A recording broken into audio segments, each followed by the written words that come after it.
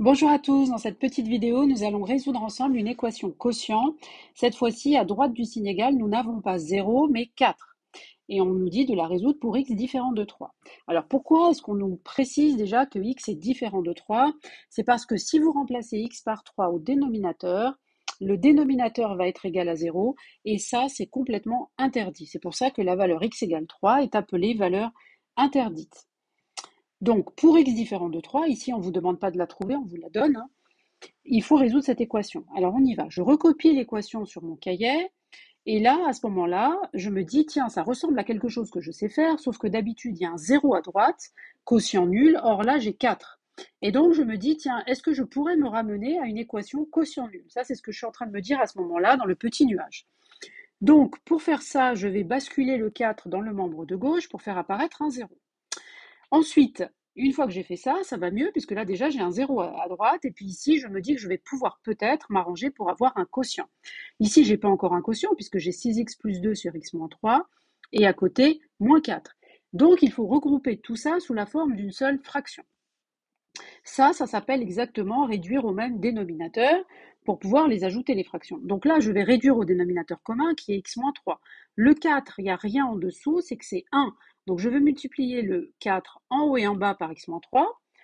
Du coup, la ligne d'après, je vois bien que j'ai un dénominateur commun. Je peux donc en mettre qu'un seul, tirer une grande barre de fractions et recopier tout ce que j'ai au numérateur. Étape suivante, je vois qu'il faut distribuer le moins 4 sur la parenthèse. En jaune, j'ai distribué le moins 4 sur x, ça me donne moins 4x. Et ensuite, j'ai distribué le moins 4 sur le moins 3, ce qui me donne le plus 12 en vert.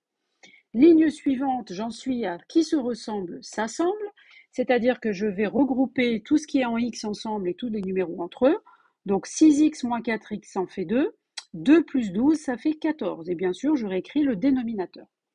Je me suis donc ramené à un quotient égal à 0, et là je dispose d'un théorème, hein, c'est le théorème du quotient nul, qui me dit que donc pour tout x différent de 0, puisqu'il faut bien prendre garde à écarter la valeur interdite, ce quotient est nul si et seulement si son numérateur est nul. Je vais donc résoudre l'équation qui apparaît 2x plus 14 égale à 0, ça vous avez l'habitude. Je bascule d'abord 14 à droite, ça devient moins 14. Puis je divise les deux membres de l'égalité par 2. Je trouve finalement que x vaut moins 7. J'en conclus donc que l'ensemble des solutions, c'est le singleton moins 7. À toi de jouer. Si tu as le temps et si tu as envie, je te propose de résoudre une équation similaire. C'est un quotient égal à moins 1 pour tout x différent de moins 1. Donc c'est encore un quotient. On va essayer de se ramener à la règle du quotient nul en faisant une transformation sur l'équation de départ.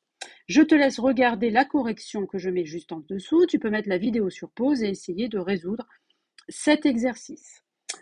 Voilà, donc la solution finale, donc j'affiche la solution. Finalement, c'est x égale moins 2 si vous faites tout le travail en entier. Voilà, donc j'en ai fini avec cette vidéo. J'espère qu'elle vous a plu, qu'elle vous a aidé. Je vous dis à très bientôt pour une prochaine vidéo.